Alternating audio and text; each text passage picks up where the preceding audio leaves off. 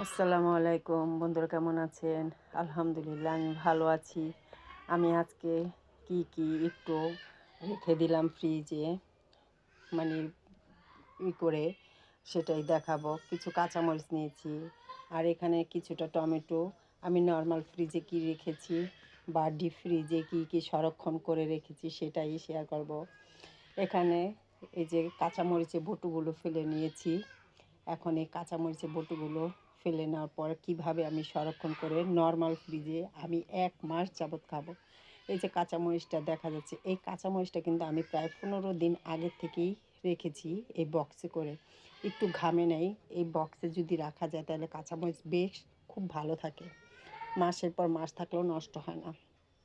এখন আমি এই যে বক্সটার মধ্যে কাঁচামরিচ রেখে দিব, পুরো মাস আমার চলে যাবে। দেখুন, আমার এক বক্সে হবে না, আমার এখানে 1 কেজি কাঁচামরিচ আমি 2টা বক্সেই রেখে দিলাম। এখন আমি টমেটোগুলো রাখবো, পলিথিনে রাখবো না, কারণ পলিথিনে ঘামে। সেজন্য একটা শপিং ব্যাগ নিব। একটা শপিং ব্যাগে, এই যে এই ধরনের ব্যাগ, এই শপিং ব্যাগে টমেটোগুলো ভরে একটা ছোট্ট ভালো করে গিট্টু দিয়ে আমি নর্মাল ফ্রিজেই রেখে দিব। আর এটা হচ্ছে আমার রমজানের জন্য কাঁচামরিচ আর হচ্ছে টমেটোটা রেখে দিলাম।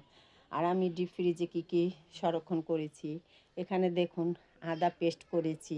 এখানে কিন্তু প্রায় 1.5 কেজির মতো আদা আছে, রসুন নাই, এটা পেস্ট করে নিয়েছি। আর এখানে দেখা যাচ্ছে কিছু মানে আস্ত আদা, এগুলো ভালো করে পরিষ্কার করে ধুয়ে আমি ডিপে রেখেছি প্রায় 5 থেকে 6 কেজি।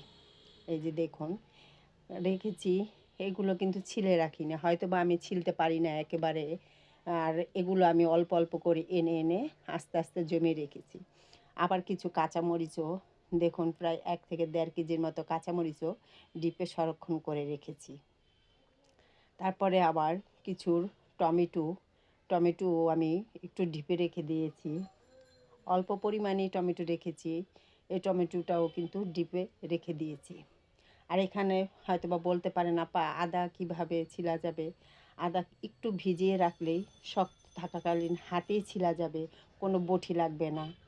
মানে হাত দিয়ে ছিলতে অনায়াসে খুব সুন্দরভাবে ছিলা যায়।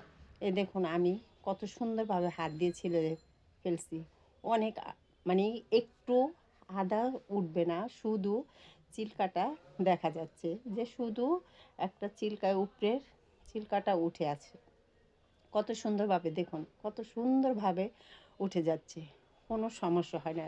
সেজন্যই আমি সম্পূর্ণ এই আদাটা এইভাবে রেখে দিয়েছি।